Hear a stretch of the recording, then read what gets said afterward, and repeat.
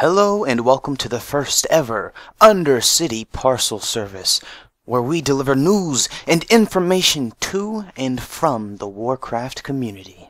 I would like to preface this by saying, since this is the first episode, as we'll call it, there will be many times when I'll explain the purpose or point of a segment, such as I am now, so that in the future, when I have produced more episodes, people will be able to come back to this first one and understand where it started, what the goal was, what the purpose is, and in some light hold me accountable to the end dream. I've made a habit of searching specific search terms that include WoW Guide, World of Warcraft, podcast, etc., in the hopes to find YouTubers that I didn't previously know about. This has led me to finding plenty of YouTubers, many of which have started at 100, 1,000 subscribers, and over months and sometimes years, depending on when I found them, they have grown and developed. What I've noticed about this is if I were to share those YouTubers when they were at their smallest, perhaps it would help them. So I can't go back in time, but what I can do is, from this point going into the future, any YouTubers I find I can share with you guys. And this could be considered a podcast or a show, but I'm also going to be releasing a shorter version. The podcast will be coming out once a month, and what I'll be referring to as a parcel will be about 10 to 20 minutes, and it will come out every week. The aim of a parcel will be to promote videos that were released during that week, and the goal of the podcast will be to promote actual YouTubers. So I'm thinking of 3 to 5 people every week, and I'm also going to be doing this at the start of the podcast to ensure that the promotion is done. Because if people will listen to this podcast, it will be, the first few minutes that they listen to, and then if they click off, well, I want them to already have gotten the main point of the podcast. So in this first section, it's going to be talking about 5 YouTubers that I have found over the past while that are providing what I consider to be high quality, enjoyable content, so I hope you enjoy. The first channel we'll be talking about is SoulSoBreezy. At the time of this video, he's sitting at 5,168 subscribers, and his description reads as follows: a Warcraft-centric channel that challenges the norm, the clickbait, the rage, news, opinions, and analyses, peppered with poor attempts at humor. Now, the one thing he did mention is he's also monotoned. I'm kidding. That was my poor attempt at humor. He is monotoned, but it's definitely not a problem, because I much prefer someone who's monotoned to someone who is difficult to understand. And that's the thing. He definitely takes his time to make his videos, and every single video, even if it doesn't apply to me, I can get value from, and it's very easy to watch. I forget exactly which video it was that I first watched of his, but it was just a video on him talking about Legion and sharing his opinions, which is actually a lot of what he does. I would say his videos fall into a few different categories: community, opinion, and educational, and these are all categories that I personally enjoy. A couple of things that you'll find on his channel specifically are protection paladin guides, top 5s, and they're not necessarily top 5s, but for instance, one of his videos is entitled 5 Things I Miss from the World of Warcraft, and during watching this video it brought up a lot of my own memories, and it was short. That's what I really like about his videos, is it's not 30 minutes of him telling you his points. It's him getting to the point and getting the video over with. Now, a couple of not negative things, but critiques that I personally would like from him is, when I was writing the script for this podcast, which it's very different now than how it originally started, he released the video series, the Community Bump, during that, where he would promote 4 YouTubers that produced WoW content. Now, his method for finding people is slightly different than mine. One of his videos, he just promoted people he was already watching. In another video, the second one, he promoted people that his fans were watching. What I hope to do is specifically spend large amounts of time trying to find new YouTubers to promote. So I'm aware of what's going on in the community, and I'm definitely making an effort not to overlap too many ideas. And some of the ideas I have had, I had to cut because I saw other people doing them much better than myself. So what I'd like to see from him is more of these community bump videos. Right now, it's looking that he's releasing them about once a week, and that's totally fine with me. In all honesty, as long as they come out once a month, I would be happy with that series. But another thing that I expect from him once a month is the Palcast. He released 2 of these, and I enjoyed them immensely. I'm not sure why, but I just like looking up like guild meetings, even from different games, and because I like to see the progress. I like to see, when I find a YouTube channel that has like 20 guild meetings, do you know how much drama is in that? It's honestly like watching reality TV, except it's not fake. And I mean, that's not the main reason, but it's, you know, it's the life that is in these guild meetings, and that's basically what the podcast, or not the podcast, the Palcast is a guild meeting with him and a few other, I guess, officials from the guild, as you would call them. And a lot of what he does is ask them questions, and in all honesty, it's like a private guild meeting. As I was saying, it's basically like a private guild meeting that he's sharing with us, and I value that a lot because the way human beings work is nothing that you think, do, or perceive is original. It's all based on things that have already happened on Earth. And so when you think you have an original idea, the truth is that it's nothing more than you seeing something, taking inspiration, and throwing your own spin on it. So when we are able to find these channels that have guild meetings, it can sometimes help us lead our guild, identify problems with our guild, and also it can set not a standard, but an example. You know, we can see what other people are doing that hasn't worked, and one thing that he talked about is he's a casual guild. And I respect that so much, because in all honesty, in this day and age, it's very difficult to be a self-proclaimed casual without getting hated on, because people are so focused on min-maxing. But that's where I think MMOs shine. An MMO should really be about, you know, being casual and enjoying the game, but it's devolved into trying to parse 100% and be the best in the world, and that's not really too much different than trying to get a no-scope headshot 360. And for me, that's not fun. So when I find these YouTubers who are, you know, they're technically casual, but the way they play the game and perceive it is hardcore. You know, I really value that. So without trying to spend 10 minutes on each YouTuber, definitely go check out SoulSoBreezy. He offers so much content, and, you know, subscribe to him. Give him a like every single video. You got quite a bit of backlog. The next channel we'll be talking about is ITSSKITZ. And at the time of recording this, he has 4,906 subscribers. His description reads, World of Warcraft guides, Overwatch guides, full Twitch support, OBS/Twitch alerts, /gaming for food, etc. Oh, good, not food. Gaming for good. Although gaming for food, I wouldn't mind gaming for food. That would actually be quite enjoyable. But one thing I want to mention is, if you're listening to this, you have to go subscribe to this guy. He needs 94 more subs before he can shave that peach fuzz off of his face. So go hit the sub on him. You know what I'm saying? But let's get into what kind of videos does he make. Alright, so I actually found this guy out by one of his jewel crafting videos, and this was quite recently, actually.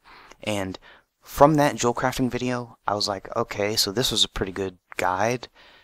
And then I looked at his channel, And I'm like, oh wow, this guy actually has a nice little reservoir of content.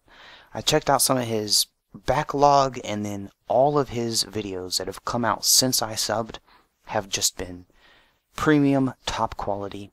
Similar to the last YouTuber, this guy really, he focuses on making his videos to the point, and a lot of his content is World of Warcraft. He actually has very little Overwatch on his channel, and he also has real life videos, but those are a little infrequent as well. Now, I'm not bothered that he doesn't release Overwatch and the real life videos as much, because while I do find some level of entertainment, that's not why I subscribe to his channel. So if you're looking for an up-and-coming goblin, as they call themselves, definitely go subscribe to his channel, and specifically at the time of this video you should check out his 7.2 Notes on Gold Changes, which I will specifically leave a link to that video in the description. It is his most recent video, and the reason why I believe you should go check it out is because it talks about a lot of what you might want to consider common sense things that are coming in 7.2, but some people don't pay attention to the PTR and changes that are coming in the future. That's why you should go check this video out, because he does pay attention to those things. And you know, I don't really have too much to say on this guy, because I have not been watching his videos for a long time, so I don't, know his personality all that well. Really, I've only been subbed to him for not even a month, so definitely go check him out, and especially if you're a jewel crafter, because this guy has, in all honesty, I have not found anyone on YouTube with better jewel crafting guides. So the next channel is Befuddled Gaming. At the time of recording this, he has 2,456 subscribers. His description reads as follows: "We cover everything Blizzard. As a new channel, we are still trying to get our content out there, but be assured, WoW, Overwatch, Diablo, EOTS, and Hearthstone will be covered here." But he doesn't really do too much stuff besides WoW content, so let's get into what kind of WoW content he does do. First of all, I found this guy from his warrior videos, and while there are one or two things I disagree with him on, 99% of what he said about warriors not only did I agree with, but felt is extremely educational and useful for any player that has a Prot Warrior main or Prot Warrior alts. And even if you've been playing Prot Warrior for years like myself, there is still so much value, because even if you know how to play a Prot Warrior, this guy takes it a step further. He not only tells you how, but he explains why, which is critical, very critical to personal development, knowing why you're doing something instead of just doing it. In fact, that ideology, the ideology of just doing something, is what led to human sacrifice occurring for hundreds and thousands of years. Just saying. But anyways, he doesn't just do warrior guides. He also has recently put out a lot of Nighthold guides that are incredibly well made. So if you're looking for a non-mainstream, as it were, source of WoW guides, this is a great one. Now, he also, he does the top 5s, he does, news and information like that. But what I really enjoy, one of the things that I really enjoy, is the Pug Raider series. Now, I have not watched all of these, but the ones I have watched, it's basically just him hitting the record button and talking and experiencing and being there. It's not something that's super serious. It's not something that's going to educate you in 10 minutes. It's almost like a podcast, really. You know what I'm saying? When you have some spare time, when you want to chill and kick it, turn one of these on, and it is, honestly, it's just so enjoyable. So go give him some love. Go check out his Nighthold videos, and also go check out the Pug Raider series. It's quite enjoyable, and if you have spare time, definitely go listen to this instead of those mainstream podcasts you're probably consuming. The next channel we'll be talking about is Thete Gaming, and at the time of recording this, he has 7,806 subscribers. His description reads as follows: informative World of Warcraft channel from a mythic raiding Retribution Paladin, covering raiding, WoW discussions, Retribution Paladin guides, gnome hunting, General Legion guides, and Havoc Demon Hunter incoming. So right off the bat, I haven't really noticed very much Havoc Demon Hunter, but he does do an immense amount of Retribution Paladin guides, and in-depth Retribution Paladin guides at that. On top of doing guides, he also does videos where he'll be doing something as a Retribution Paladin and just kind of talking and chilling. That's how I found him, just from one of these chill talk videos, and the reason why I subscribed is because he gave off this chill, father-like persona, because he is an older dude, and there's totally nothing wrong with that. But that's kind of what I like about him, you know. I like people when they have specific personalities I can relate them with, and this guy is very smart. You know, like he said, he's a mythic raider, and one of the videos he made was talking about why he could no longer be in the guild he was in, and that was an incredibly useful video for myself, because it made me, you know, think about my position in the game and where I wanted to go. And when you hear other people say things that you can relate to or you feel, it really reinforces it in your mind. Now, the only thing that it's not a problem, but the thing that you should know is that the majority of his videos do have something to do with Retribution Paladin, but he also started this WoW Flash where he talks about WoW news. So even if you just want to get information and news on the game, this is a good place to go. And this guy has just been producing so much content as of late, and even though I said a lot of his videos are Retribution Paladin, some of the stuff in his back history is a little more diverse. So if you go about a month back, you're going to start seeing quite a few things. And he also talks about different games and such every once in a while, noticing that he has a few videos on Elder Scrolls Online, which I really don't know much about, or all I know is that it was supposed to kill WoW, and it didn't. So there you go. But definitely go check him out. I don't want to talk too much about him because a lot of other people have already been covering him, and he is doing quite well. Out of all of the people that I've talked about today, he has the most subscribers, and I would say that he is in the swing, as it were. You know what I'm saying? He's found his niche. He's found what he enjoys doing and what he's good at, and he's really sticking to that. So definitely, if you're a Retribution Paladin, go check him out. But also, if you just want, you know, a chill channel that will offer you news and information, you know, go hit the sub on him. Go hit the sub. The next channel we'll be talking about is SoupaSoka. At the time of recording this, he has 4,464 subscribers. His description reads as follows: no nonsense commentary on vanilla World of Warcraft, Heroes of the Storm, and Hearthstone. I will occasionally branch out to other games / genres as I enjoy almost all games. Upload schedule Monday through Friday 4 p.m. and Sundays 10 a.m. Eastern. Few things to note is he doesn't exactly stick to that schedule, and he really only produces vanilla World of Warcraft content, especially as of late, which is actually why I subscribed to him. And the specific video that I subbed to him for was his vanilla Molten Core playthrough, which I will leave a link in the description.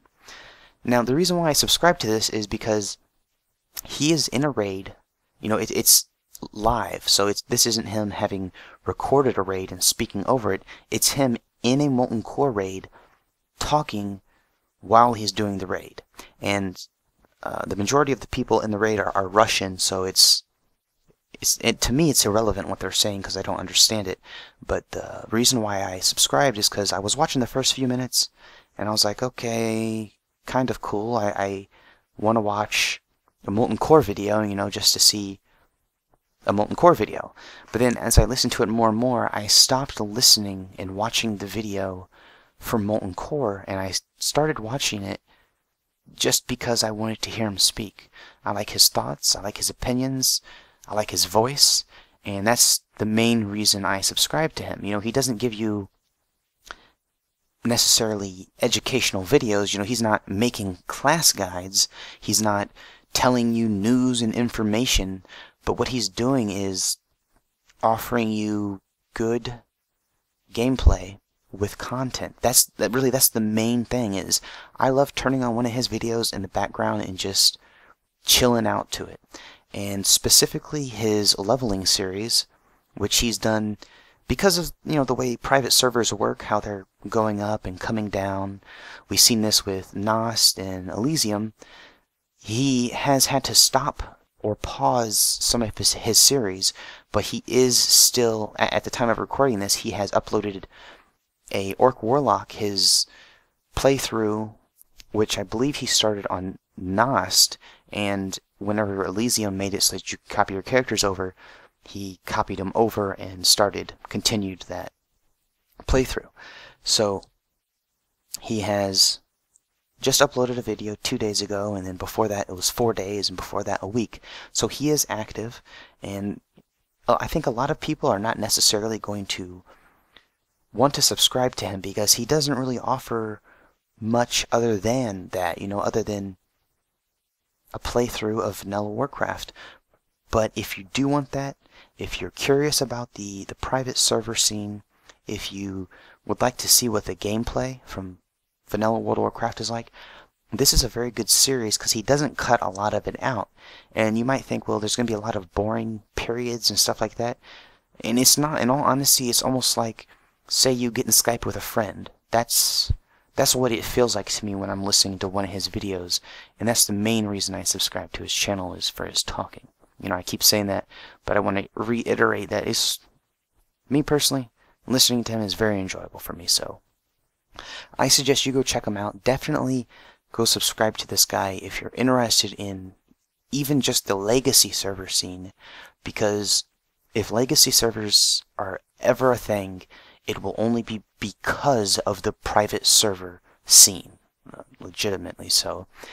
And another thing I want to mention is, although private servers and the like are technically against terms of service and really the law, we can't be quiet, because marijuana is against the law as well, but it's becoming more and more common knowledge that marijuana is less harmful and more beneficial than alcohol.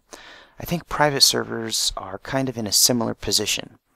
WoW, in current state, does not offer the vanilla WoW experience, and for that reason, I think that's why they are not, because in all honesty, Blizzard, if they wanted to shut down the legacy or private server scene, all they have to do is go up to YouTube and say, stop this. And if they took every vanilla World of Warcraft video off of YouTube, that would seriously damage the private server and the legacy scene, because these people need a place to rally and voice their opinion.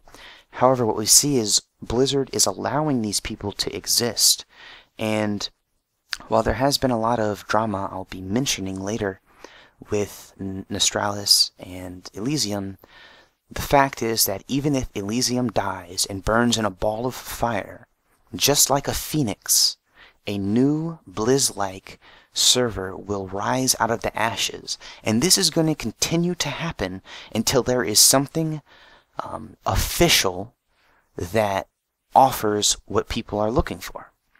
So, there's that. So yeah, like I said, if you want some good commentary, some good vanilla leveling experience and gameplay, because he does play on multiple servers, then go ahead, go check this guy out. Go hit the subscribe. Later. So, with the community section out of the way, we're going to be moving on to news. And news, the goal of this is, there's plenty of people that are giving you in-depth World of Warcraft news. That's not my goal. My goal is to give you an overview. Instead of reading all the patch notes in 7.1.5, I'm going to simply talk about it. I'm going to let you know, hey, 7.1.5 is here. here are the things in that I found interesting or are directly affecting me, but I'll definitely be covering all the main points. And so without further ado, I bring to you the news. The first thing we're going to be talking about is the major class changes, and specifically I'm going to be talking about Prot Warrior and also mentioning a couple things about the Shadow Priest. Not really too much about the Shadow Priest since he is my alt, but something I found cool. So let's start with Prot Warrior. A big thing that WoW was trying to do was fix some of the rotations of the classes and also jumble up the talents, and I think the Prot Warrior is a perfect example.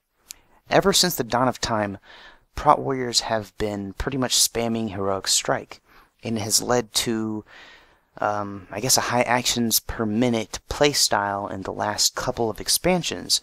You see, originally Heroic Strike was just, it made your next white hit increase in damage, but this also meant you weren't necessarily spamming it, as in you were constantly using it, but you were constantly keeping it queued up. And then they took it off of the global cooldown so that you could technically spam it, and that's what people were doing.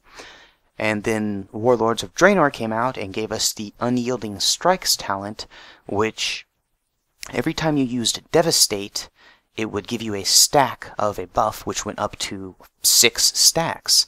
Each stack would reduce the cost of your Heroic Strike by 5 rage, making it free at 6 stacks. The way this playstyle worked out is, once you got to 4 stacks, you would pop all your offensive cooldowns and start spamming Heroic Strike. And then for the next quite a few seconds, you would just be constantly pumping all this damage out. And as you can imagine, that led to, well, the first problem was it slightly changed your rotation. Because of how short duration the buff was, there were periods of time where you would want to use a different ability, but you were forced to use Devastate, or else all of your stacks would drop off. So that was the first problem with this. The second was the high actions per minute. And because we had glyphs at the time, you could get the glyph of cleaving, which meant on single target fights, Unyielding Strikes was the highest DPS by a little bit, and anything that had even a little bit of cleave, Unyielding Strikes pretty much shined more than anything else. And so in Legion, they took Unyielding Strikes and Heroic Strike away. Now my problem with this is they didn't take the spamming of the abilities away. What they did was they changed Heroic Strike to Focused Rage, which increased the damage of your next Shield Slam. But with the Vengeance talent, it forced you to spam. In the most recent patch, 7.1.5, they have removed Focused Rage and made the interaction of Vengeance work with Revenge instead of Focused Rage. They also took the Ultimatum buff, which you got from critting with a Shield Slam, which made your 5% Shatter the Bones relics actually viable, and on top of that, it made Critical Strike not a terrible stat. Just a brief moment, I want to mention that crit has gone back to being the worst stat for warriors by far, because every time you parry an attack, that is an attack you could have blocked. And the reason why you want to block an attack is for the scales of Earth proc. And the only way you can get that is if you critically block. So if you're parrying, if you're dodging, you're not blocking, which makes crit terrible. Now, with this change, it has really jumbled up the rotation. And not jumbled up as in made it confusing, but it went from using Shield Slam on cooldown, then spamming Devastate, and the only time you used Revenge prior to 7.1.5 was the global cooldown before Shield Slam came off of cooldown. Otherwise, the chance for Devastate to reset your Shield Slam was more important. Now, Revenge and Thunderclap can proc your Shield Slam on top of the Devastator talent, which has made the spec, it's in an interesting spot. So now you want to keep up your shield block, you want to use your Shield Slam on cooldown. You want to use Thunderclap not necessarily on cooldown, because the way Devastator works is, say you use Shield Slam, and then your Devastate is going to hit, but you use Thunderclap just before it hits. The Thunderclap will proc and give you another Shield Slam, but then when you auto-attack, say your Devastator also gives you another Shield Slam. Because of the time at which you use Thunderclap, it makes it so that you only get one of those Shield Slams, although you had 2 Sword and Board procs. So it's added so much complexity to the warrior rotation, on top of the fact you have to manage Revenge and Ignore Pain. And what that means is, in order to efficiently use the Vengeance talent, you have to plan for the use of that Revenge, which the Ultimatum proc, which used to exist from Shield Slam crits, has now been reworked to every time you dodge or parry, you gain a free Revenge. So it works the same way, except instead of using an offensive stat like crit, you're now relying on your tanking stats, which it makes more sense, it adds more lore, but like I said, it adds a little bit of complexity. Now, with the DPS tier, they have made it, they've moved a few talents, and now Inner Rage, Avatar, and Best Served Cold are all on the same level. Now, Avatar is going to be your go-to, with Revenge also not being bad for when there's a lot of mobs, but the fact is that if you're playing the warrior correctly, you're going, and this is also fight specific. Some fights will not allow for this, or they'll have mechanics that you'll want the other 2 talents. For instance, any fight when there's long periods of downtime, Avatar is going to be better for it because it's better for burst. But if it's a consistent patchwork style-esque fight where you're going to be on a target for the majority of the time, then Inner Rage is going to be your #1 DPS ability.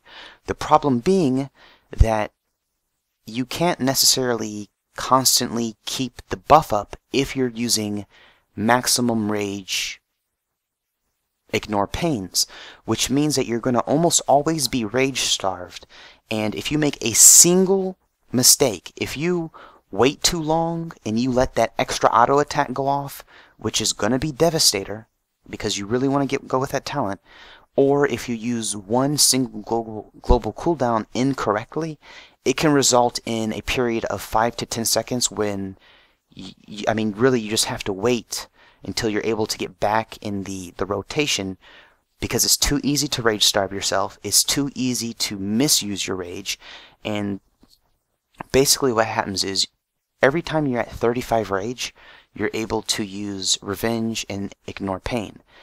And you have to use Ignore Pain every 5 to 6 seconds to be able to keep the buff up. So I already explained how confusing just the regular rotation can be with Devastator because of all the considerations.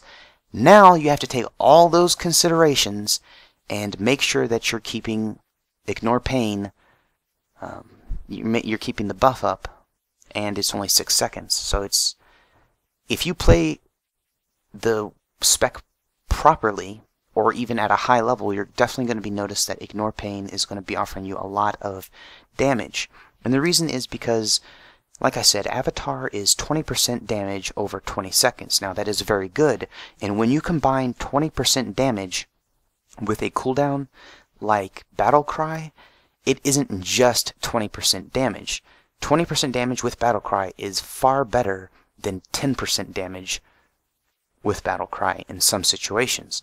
However, Best Served Cold is also something I hear a lot of warriors saying, oh, hey guys, this is definitely the best for Mythic Plus. And while that has some truth, the fact is that in Mythic Plus, you're going to want to be going with the 2 talents that will reduce your cooldown. Both Booming Voice, well, that doesn't reduce your cooldown, but it's been buffed to give you 60 rage and 25% increased damage. Now, I forget what the last talent is called, but the most bottom talent on the left, it used to reduce the cooldown of your last stand, shield wall, and battle cry. Well, now they've added demoralizing shout. Think of how much damage you're going to be doing when every single Nefarian's Fury that you use is going to have increased damage and be a guaranteed crit. Quite a bit, especially if you use it not with Shockwave. I see too many warriors shockwaving and then using Nefarian's Fury. By doing that, you're reducing the amount of damage you do. See, when a mob is hitting you with Nefarian's Fury, you have 100% critical block chance, which means that Scales of Earth is going to be constantly proccing, which is massive, massive AoE damage. So when you're able to use your battle cry more often and your demoralizing shout more often, on top of the fact that you have the booming voice, it just adds to so much damage in these Mythic Plus. Now, the point of me saying that is, because of this, that means that you're going to have extra rage, because you're not going to be using the Vengeance talent. And what that means is you can spam Ignore Pain. So in dungeons, you can have 100% uptime, basically guaranteed, on Ignore Pain, because that's going to be the only thing you're really using your rage on the majority of the time. Now, Best Served Cold will increase your damage on Revenge by up to 25%. Only on Revenge. Ignore Pain is 10% constantly on all damage. And what that means is your Thunderclap, your Nefarian's Fury, and Shield Slam, but most importantly, your Devastator is going to benefit from this as well. Now, the damage that you gain from Devastator, Shield Slam, Thunderclap, Nefarian's Fury, auto attacks, deep wounds, etc. is going to be far more than just having 25% more damage on your Revenge. And I think I'm going to get a lot of people disagreeing with me, but if they would disagree, I would like to see some serious numbers that can prove 25% damage only on Revenge is more efficient over the entirety of a Mythic Plus dungeon.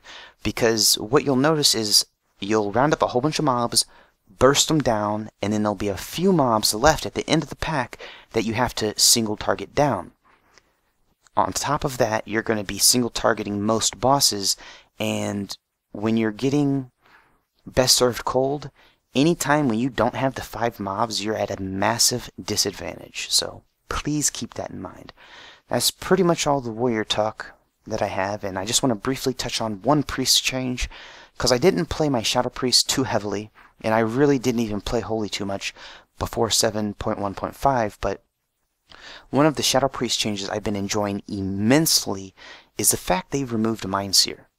And that might sound bad, but what they did was they baked it into Mind Flay, so that now, anytime you Mind Flay a target with Shadow Word Pain, it will damage all nearby enemies. And what that means is you don't have to change your rotation to still be able to do AoE damage. And in fact, it basically increased the AoE damage you do while doing your regular rotation. And let's be honest, as soon as they added Mind Sear, it basically made it after there was a certain amount of mobs as a Shadow Priest, you didn't even really apply your dots. You just kind of spammed Mind Sear, and it felt like you were any other ranged class that was spamming their AoE ability, like Blizzard or Rain of Fire.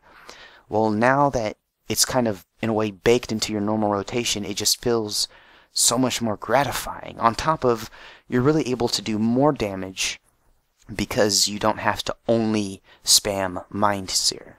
So I definitely am enjoying the changes so far, and that's not true for all classes. I've heard a couple of the classes complain, and I'm not going to mention who, because really these changes, although I seriously enjoyed the warrior changes, there's some people who didn't. And I'm not going to speak out on opinions of the community when I have not really played any of these classes at max level, so I can't offer my opinion. But definitely I want you to tell me what class you've been maining, and perhaps if you have any alts that you've been playing seriously before 7.1.5 and now with the changes since, and give me your opinion. And don't write something small like I want you to write everything that you feel and think, because I'm honestly curious about how some of these class changes have not only affected the top % of people who are quite vocal, but, you know, especially the casual person, because that is the only way that WoW is able to maintain its servers, is because of how many casuals play on it. So next up we have Legendaries, the Legendary upgrade, and the catch-up mechanics, referring to the artifact and class hall catch-up. Now, the first thing I want to talk about is the Legendaries. The only warrior legendary is only utility. It gives you 2 additional charges on your heroic leap, which for old content and very specific fights could be slightly useful, but most of the time as a prot warrior I'm not going to need that because I already have like a 20-second cooldown on my heroic leap anyway. So it is kind of disappointing that the only legendaries that were added that I could use were non-class specific. Now they've also added a 940 eye level upgrade token. I assume is a token. I haven't completed the quest yet, but you need to gather 50 of these essences, and you can gain them through various things. The main method is going to be your emissary and your weekly caches, and once you have 50, you will be able to upgrade one of your legendary items. However, this is a repeatable quest, so what that means is you're probably going to want to start on it ASAP so that you can get both of your legendaries upgraded.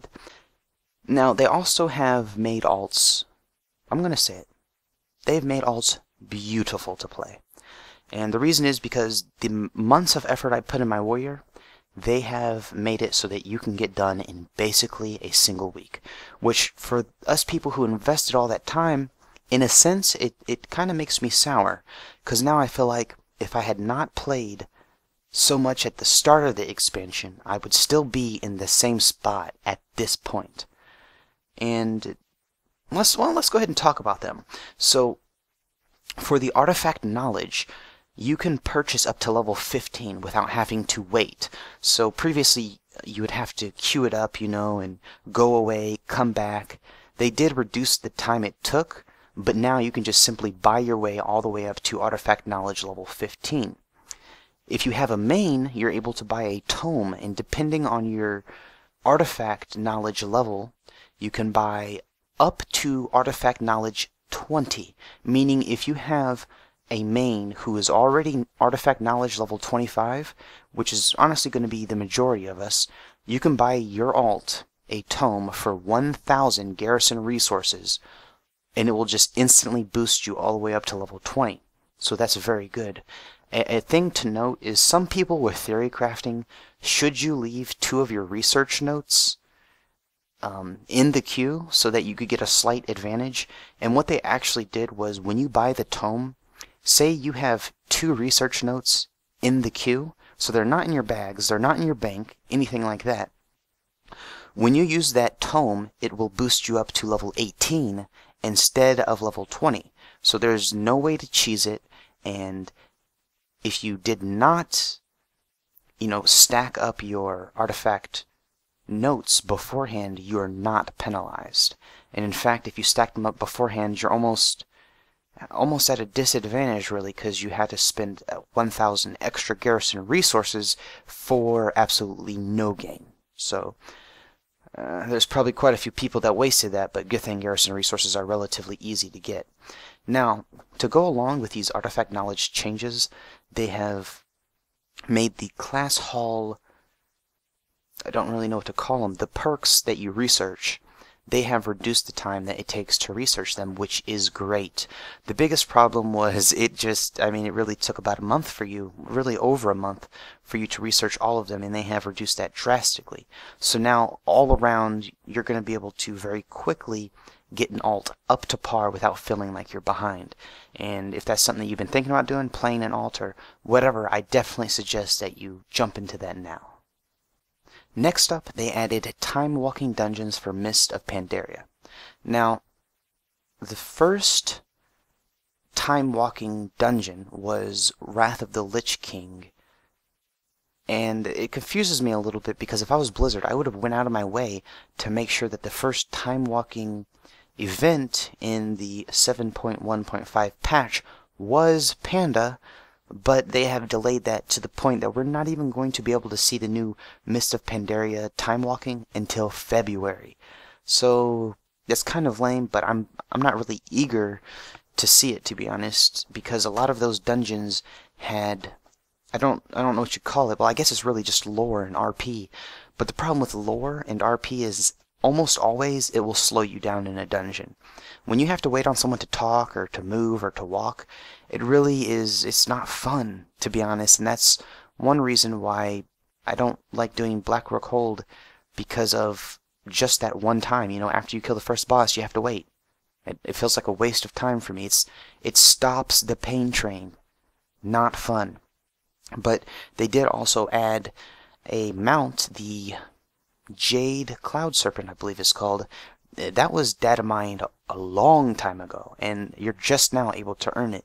They've also added 2 pets and quite a few other things that will be appealing to, you know, perhaps a few people that did enjoy Pandaland. And while I do think it was a decent expansion, the thing is, I just didn't like it because, I mean, pandas and their concept were nothing more than a joke, in all honesty. It's not something that was part of hardcore WoW lore, and that's you know, really the main reason. And guess what is back? The Brawlers Guild. So I didn't personally participate in Season 1 too much. However, I do plan on doing Season 2, and definitely checking out the Brawlers Guild. And with this new raid brawl, as it were, every so often when you're waiting in queue, you're going to be pulled into the arena, and everyone's going to be able to participate in a big boss fight. I expect that's going to be pretty fun for everyone. Definitely, I can see that they're not necessarily only focusing on PvE and PvP anymore. In a way, the Brawlers Guild is just another mini-game, and with them improving it, it means that the players who did enjoy it are going to be enjoying it even more, and I think this will pull some of the people who necessarily felt like it was just, you know, an extra appendage of WoW. It might pull them a little bit closer to wanting to participate in this as well.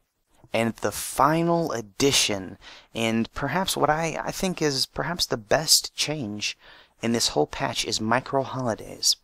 And the reason is because micro holidays do what the game needs. The game needs more immersion, the game needs more reasons to log in, and it needs more, I wouldn't call it lore or history, but really it's story building, you know? Because now with these small micro holidays, they can introduce things that happen in the world, similar to how people will go to certain places like the Grand Canyon or whatever it may be in the real world. Now people will have a reason to, for this specific day, go and enjoy this holiday, and it doesn't give you any benefits. It's something that adds a little bit of flavor to the game, and I don't think it's going to be something that people will go out of their way to participate in. I think it'll be more so something that if you're actively playing WoW at the time and you notice that one of these micro holidays is coming up, it's just going to be something small and fun to do. So I participated in the most recent one, which was the Call of the Scarab. And in all honesty, it wasn't necessarily fun, but it served the purpose. You know, Encourage was a massive thing in World of Warcraft's history. The opening of it was epic, and now they have implemented something in WoW that draws back to that.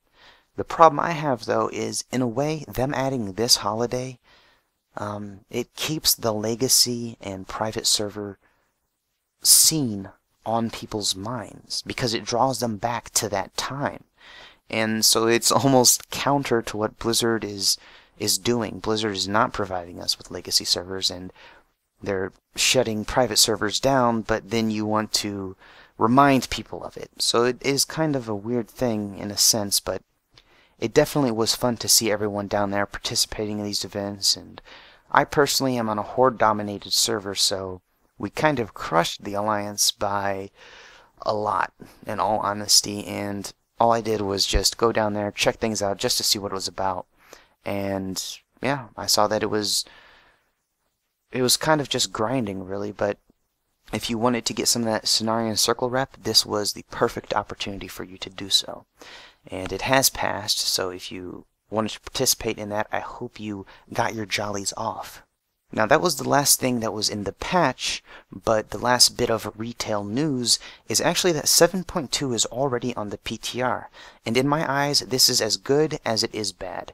In Mist of Pandaria, we saw a nice steady stream of content, up until the point they stopped providing the steady stream of content, and then they just kind of kick back and quote-unquote worked on Warlords of Draenor, which then Warlords of Draenor was half of an expansion, which was kind of terrible in all honesty, and it also had a massive content drought.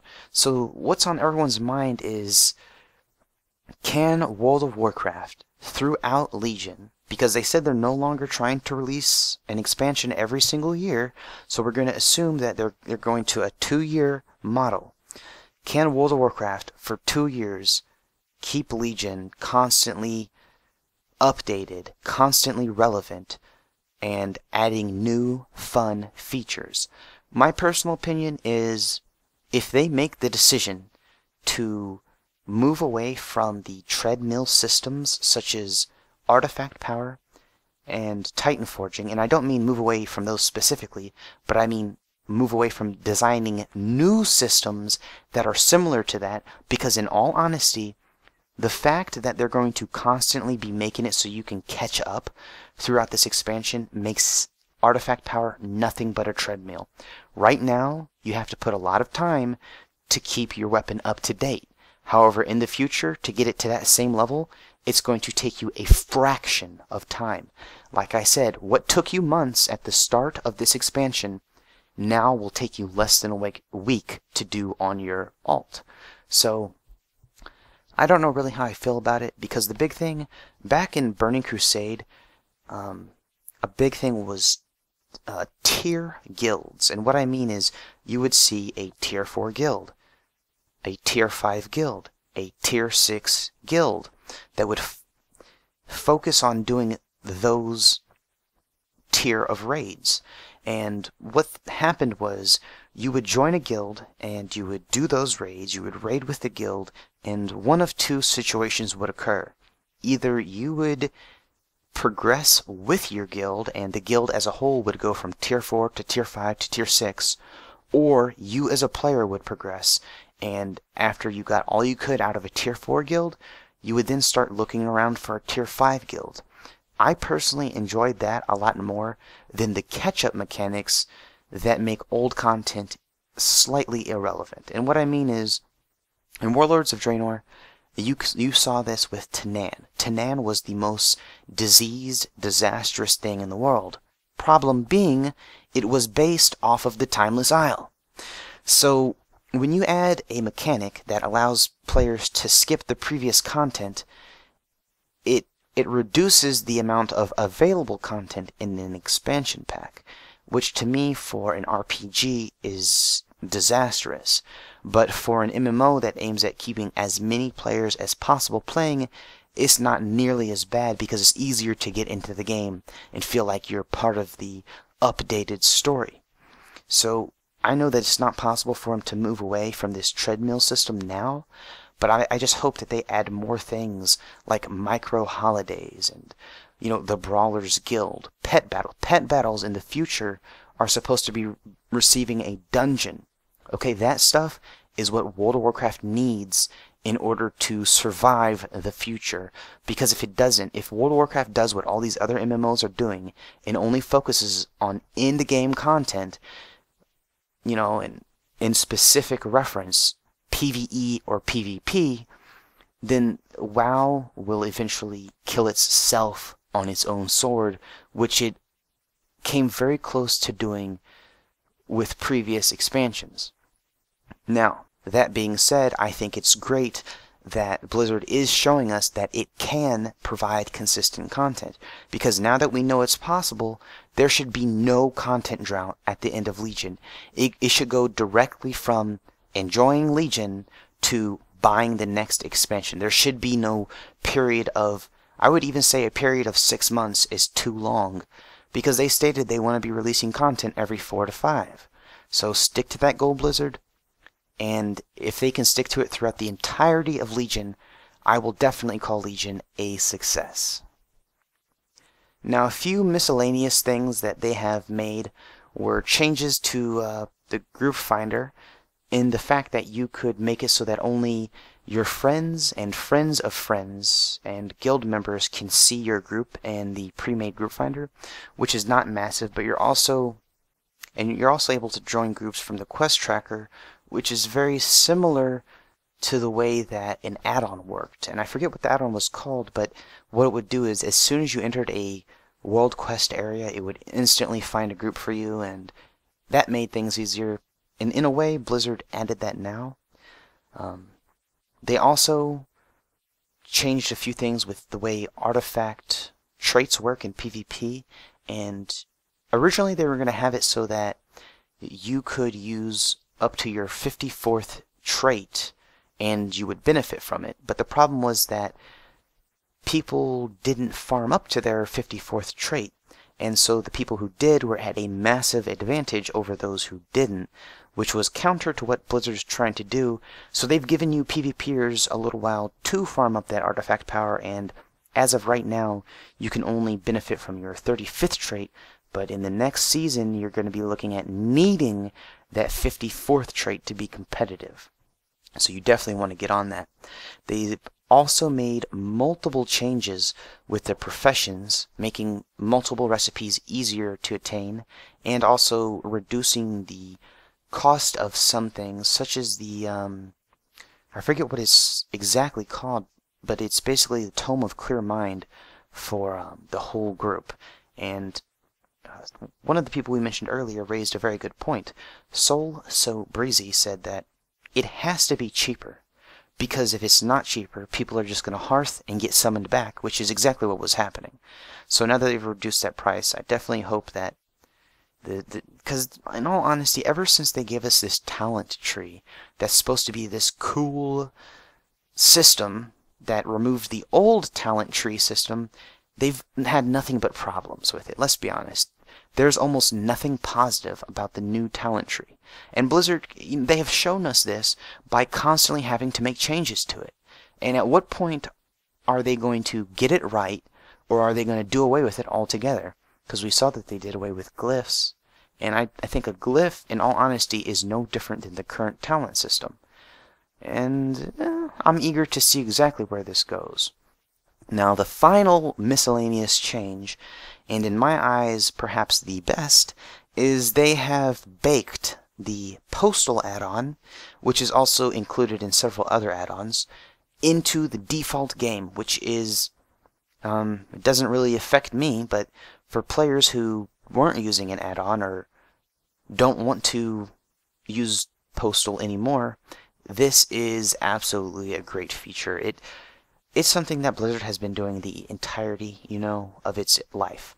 Whenever there's an add-on that has been going on for a couple of years, and it's considered an add-on that everyone gets, usually a small change, WoW has basically just baked it into the game, and this is no different. Baking postal into the game, in my opinion, was inevitable. It was common sense, and the only question is, why didn't they do it sooner? Alright, so we are in the mod section of the podcast, and in this section I'm going to be offering you either a single add-on or a group of add-ons that go together, and each different week I hope to offer a add-on with a different purpose, a different goal, and sometimes it will be useful, other times it will just be for fun or aesthetics.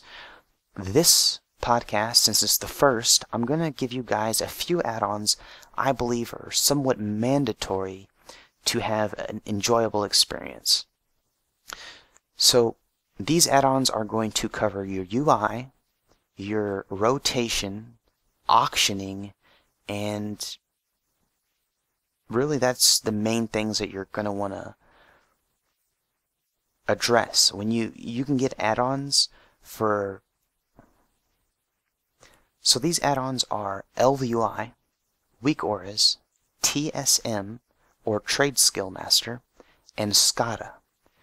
Now the reason why you're going to want to pick up ElvUI is because it's a generalized UI replacement, except for the fact you can customize everything within a pixel of being perfect, which Elv has dubbed Pixel Perfect. And I was playing with ElvUI before this was present and after it was present.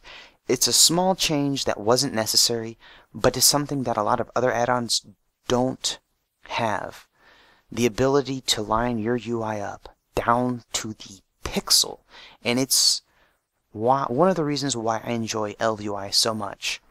If you don't get ElvUI, you're going to have to get multiple other add-ons. Like, you're going to have to get a UI add-on, a bar add-on, a minimap add-on. ElvUI simply makes it so you only need ElvUI. And that's the biggest reason. Instead of having all this memory used up by multiple add-ons, you can have just ElvUI. Now, there are other UIs similar to ElvUI because ElvUI actually spawned from TuckUI. But what ElvUI aimed to do was take the customizability of TuckUI and integrate it into a more user-friendly method. And that's definitely what he's done. And although, you know, this is actually a personal friend of mine. Like, I'm going to legit give you guys some history on Elv. I was originally in the guild Undercity Parcel service on Spirestone, which is the reason for the name of this podcast, because that guild was based on a podcast called The WoW Podcast by Broken Eggs Media, hosted by Lakey. And when we got to the point of the guild grew, you know, the community was so good it grew to raiding, and we broke off and created a guild called Express. And Express led to a lot of people who were interested in raiding joining up with us, and one of those players was Elv. In the Burning Crusade, before he even knew what coding was, this little scrub paladin, because that's really what he was at the time, when I met Elv, he hardly knew how to play the game, and I was in the same situation. So it's not that I'm talking trash, I'm just saying, you know, it's crazy how when you're playing World of Warcraft, a connection I formed with someone in the Burning Crusade is still relevant now today. And although he doesn't play as much casually, and he doesn't really raid, he still is working on this UI because he knows that it's a high quality add-on that multiple people want. So definitely go check it out. Definitely, if you're using things like Pitbull or Xpearl, along with bongos and bartender, and then you have a either sexy map or anything like that, you can replace all of those add-ons with one single add-on. Now the next one we're going to be talking about is Weak Auras. Weak Auras basically lets you... It's similar to Tell Me When, except it's a little bit more detailed, which is why I suggest Weak Auras. But it's also harder to get into. So you could just Google videos, which is the easiest way, and any questions you have you can go to the forums with. And generally you're going to be able to find the answers already there. But Weak Auras basically allows you to make anything pop up on your screen when something happens. And the terms anything and something are very generalized, and the reason why is because it is a generalized add-on in the sense that it can do anything you need it to. If you want it to tell you when your ability is off cooldown, it can do that. It can tell you when your ability is on cooldown. Furthermore than that, it can tell you, if you set it up properly, when to use what ability. And the way you do this is by triggers. You can have one trigger or multiple triggers. And with those triggers, you can have rules. You can set it to activate when one trigger is active or all of the triggers are active. Now, the reason why this is important is because in World of Warcraft, most people are going to be looking at their bars, which, without sounding like an elitist jerk, is the wrong way to play the game. your eyes want to be focused on the middle of your screen, which means you want to have all of your information related to your abilities or rotation around the center of your screen. Now, if you were just to have all your bars in the middle of your screen, that would be no bueno. However, if you have Tell Me When or Weak Auras, you can set it up so that you're able to see all your main rotation abilities. You can also set it up so that anytime you're standing in something bad or have a debuff, something pops up. Now, if you just want generalized pop-ups for your debuffs, or if you're standing in something bad, or if a mechanic is happening, a lot of people have already assembled what we call suites. And you can go and you can copy and paste their string for their specific weak auras and put it into your game. So that is honestly the best way to learn weak auras, is by copying someone else's string and then just looking at how it actually works. Basically, you're reverse engineering a weak auras string, really. And once you do that enough, you're not even going to need to look up information about weak auras, because you'll already know what you need to know. So weak auras, in my opinion, out of all of these add-ons, is probably the most important if you're worried about progression in, high-end PvP or PvE.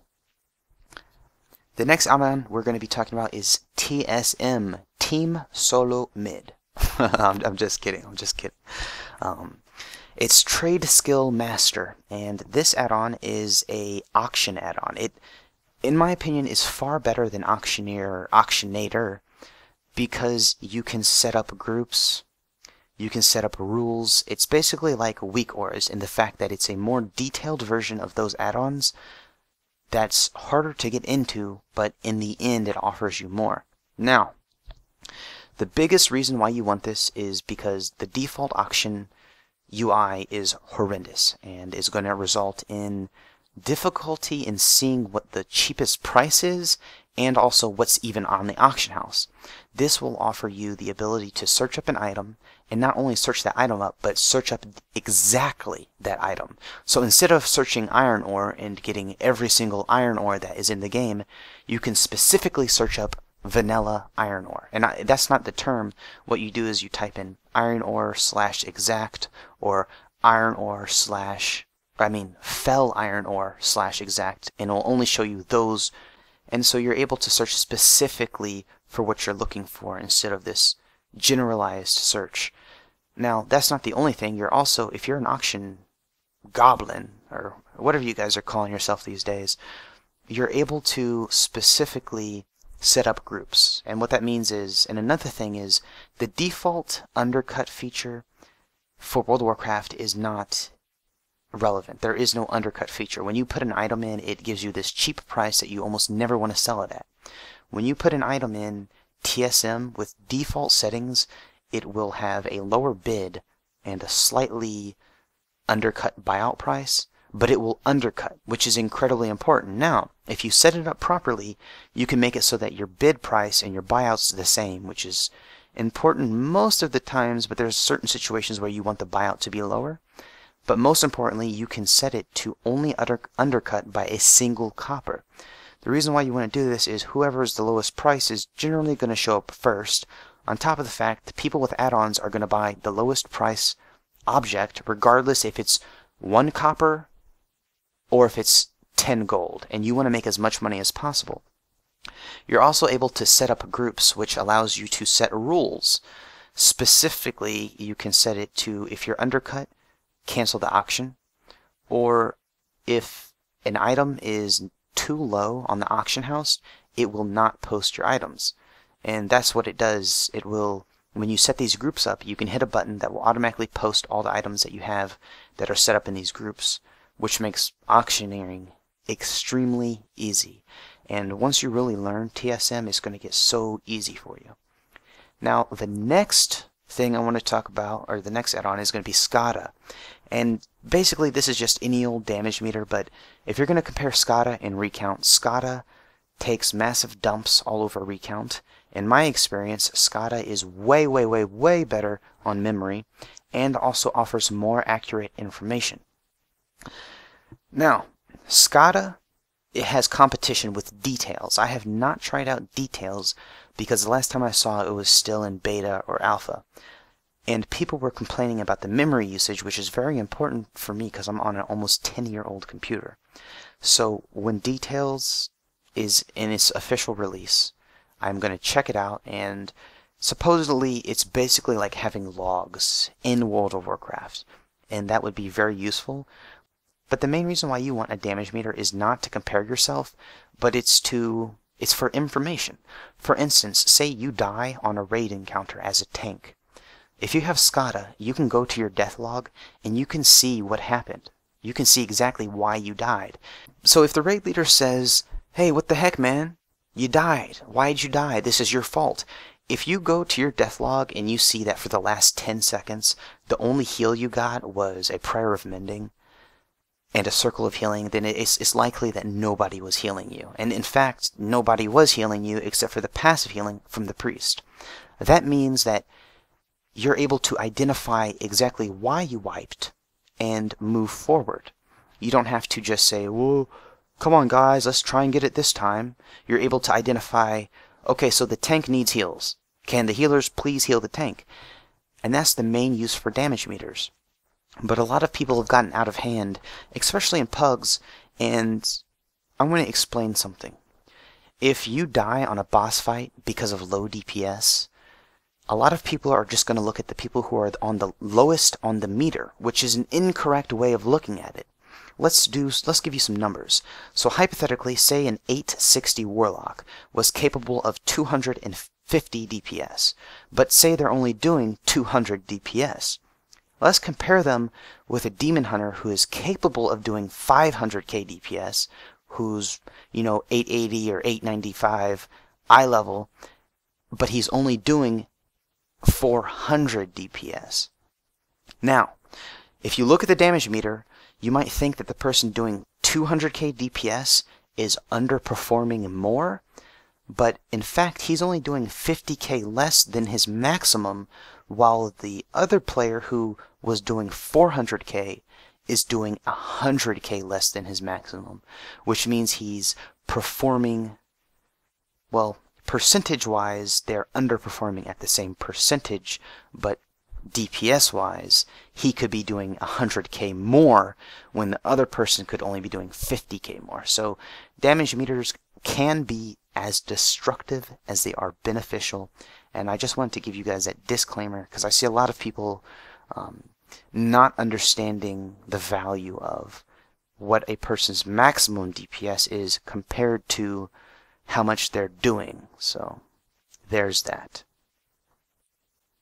And that is it for all relevant information. Pretty much at this point, I'm going to be talking about the future of the podcast and where it's going to be going from here. Now, at this point in the podcast, normally I would like to have guest segments. And what does that mean? That means about 30 minutes to an hour of not me. I want other people to submit their own content to this podcast. And the hope is that eventually this is going to be a community podcast. It started off with giving you guys some YouTube channels, then it gave you some news, and now at this point in the podcast, in the future, once I actually have it set up so that you can submit, hopefully there's going to be, like I said, 30 minutes to an hour of other people's content that will create other ideas, and in a way it will be a way for people who want to provide good content, a way to promote themselves, because I'm going to be screening these segments, and if somebody submits a horrible segment to me, I'm not going to accept it. Now, what you can expect from these segments is people will be able to submit video or audio files, and you don't have to submit a video file, because I understand that not everyone is able to record because they don't have a computer that's capable of recording in decent FPS or quality. So you can just submit a audio file, and why I really do hope you have decent audio quality. You don't have to have perfect audio quality by any means. The goal of this is to offer people who just want to put good content out. That's the number one thing, is your content, is what you're talking about, is what you're offering, is that going to benefit people? And if I feel like it will, or entertainment. If somebody wants to submit 5 seconds of them telling jokes, as long as they're Warcraft related, hey, if it's good, I'll take it. But the goal is to just let the community do what it wants to do, and hopefully the podcast can grow to be a very successful community podcast. And after the community section where everyone has submitted their segments, I've actually started a guild, and I'm going to be giving details in a separate video about that in the future. And the goal of the guild is going to be similar to the goal of the original Undercity Parcel service. Provide a community-based guild where players can participate in end-game content. Eventually, I would like to outsource a lot of the positions, and what I mean by that is I would like to recruit a raid leader.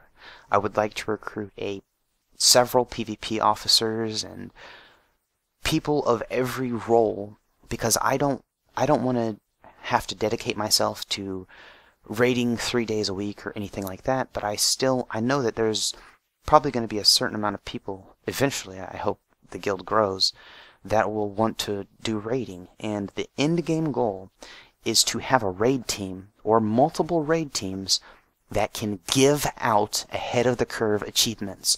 You heard me right. I am tired of seeing people selling these achievements. I'm tired of seeing people selling keystone carries. I want Undercity Parcel Service to grow into a community-based guild, so much so that we are able to give people who otherwise would not be able to get these achievements. And what that means is, I hope that before Nighthold is up, we are able to get this raid team together. And I hope that we can basically do charity and offer to anyone who isn't on a raid team, if you want that mount from Gul'dan or whatever it is, you're able to get that without buying it, really. You can come, you can be a part of the raid, and you can earn it. And that's really what I hope works out. And also, on top of that, I would like keystones are a big thing, because I've noticed that even if the player is capable of doing a high level keystone, what often happens is in the pre-made group finder is sometimes people will either DC or just leave, and that can ruin your keystone. Say hypothetically you have a level 12 keystone and you want to get it done. Well, if you go into the pre-made group finder and you're playing with people, and all of a sudden the hunter's mom comes home and slaps him in the face and breaks his nose, then you're going to be in a particular situation where you wasted your keystone, but it's not your fault at all. What I want to do is set up a system, and in all honesty, if there's any add-on programmers out there, I haven't seen this done. If there is a way for this, let me know, but it would be people could basically submit their keystone, and what they would do is say what keystone they have, and then for people who need specific keystones, say they need Maw of Souls, I would try and align everyone who needs Maw of Souls into a group with 5 Maw of Souls keystones. And the goal is that people who only need a specific item or whatever have you, perhaps they're a high eye level, they could carry lower eye level people who have that keystone. And so instead of this being a nonchalant thing, I hope that it can grow in, like I said, into a community. Because in all honesty, World of Warcraft has moved away from being community-based, which we can have a debate about this, but having a tier system, like I talked about before, where it's like you have tier 4 guilds, tier 5 guilds, tier 6 guilds, is actually good for the community. But now that that's been removed, all we can do is just hold each other's hands and down whatever content is the most recent, because that's what World of Warcraft is forcing us into, really. But yeah, so I think that's enough rambling on that. And I think that might actually be the... Let me just check these notes real quick. Yeah, that's the end of the podcast. And I honestly hope you guys enjoyed it. Like I said before, the podcast eventually is going to grow to be something that might be an hour and a half to 2 hours long, maybe even longer, but the goal will be community focus. And I might sound far-fetched, but what I saw is, in life, other people will express their thoughts, their opinions, and every once in a while, like wildfire, it will just spread, and a good ideology will just grip a hold of a community. And what I'm hoping is that if I can make this podcast to a high enough quality where the majority of Warcraft players would want to listen to it for one reason or another, if I can promote community, maybe I could reinstill that in the entirety of the Warcraft community. And I'm not talking about I want to convince 100,000 players that community is more important than being, top in your raid. I want to convince millions of players that community is the most important thing in an MMORPG, and also convince them that without community, it no longer becomes an RPG. Because that's what, a lot of people started playing WoW for, because it was a role-playing game. And it's a little bit harder to, fill a specific role when every single tank is on par. Every single healer does basically the same thing. And the uniqueness that you are experiencing from each of your classes, while you might have class flavor, in all honesty, nowadays there's a lot more homogenization between classes than there used to be. And I think the way we can defeat that is by community. Instead of wanting a warlock, now we're able to take Joe because Joe's a cool player. So I think we should use this to our advantage. And now that really they've homogenized all the classes to be pretty balanced, let's get that community going, guys. Let's form not just small communities within World of Warcraft, but let's make the entire community good. Let's not fill trade chat with random stuff about things that are going on in the real world that are negative, and instead let's focus on making the World of Warcraft community something that radiates a positive vibe to the entire rest of the world. Now, is this possible? Yes. Is it likely? No. But if I don't try to do this, I don't see anyone else making an effort. And perhaps if I try it, perhaps if just a single person hears me giving them my spiel about how important community is, because you can even take this to the real world. In most cities and societies, people don't know each other, and community has died completely off. It's not just WoW that needs the reinstallation of community, but it's the entire world. So I want to start with WoW, and eventually maybe we can just all love each other, but it's going to be a long road, brother. It's going to be a long road. But anyways, this podcast is getting quite long, and I have to edit it still, and yeah, later. I don't know when this will come out. I'm hoping it'll come out right now when I'm recording this is January. Trains, bro. Later. This is hopefully coming out before February. Peace.